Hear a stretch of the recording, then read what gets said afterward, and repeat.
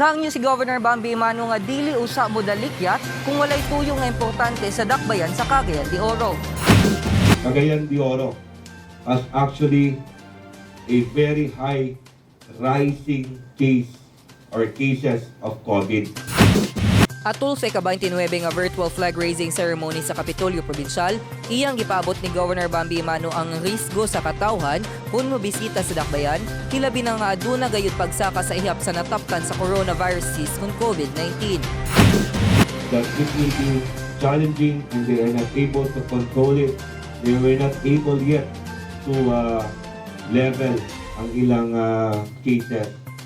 And the same, I would ask that you be careful in assessing if you need to come to Cagayan de Oro or not.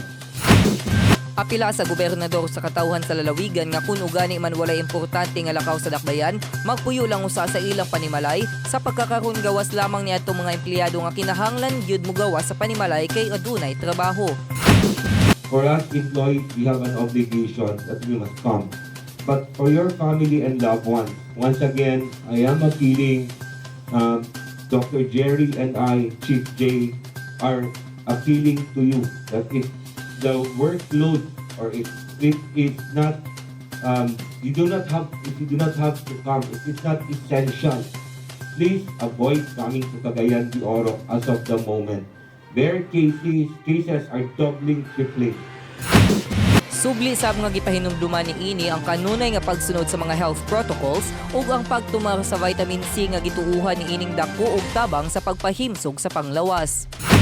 Panghimangno kini ni Governor Bambi Mano isip amahan sa katawhan sa lalawigan, gumikan kay kini lamang ang pamaagi nga makatabang ang lalawigan sa nagkataas nga kaso sa syudad. Kini pinaagi sa pagpuyo sa balay ug dili pagdalikyat sa Cagayan de Oro, makatabang ta nga dili na madugangan pa ang mataptan sa virus. Kauban si Andy Pakamalan sa kamera, ako si Raymar Timanya, alang sa limpyo ug matarong nga pang gobyerno, padayon Pilipino.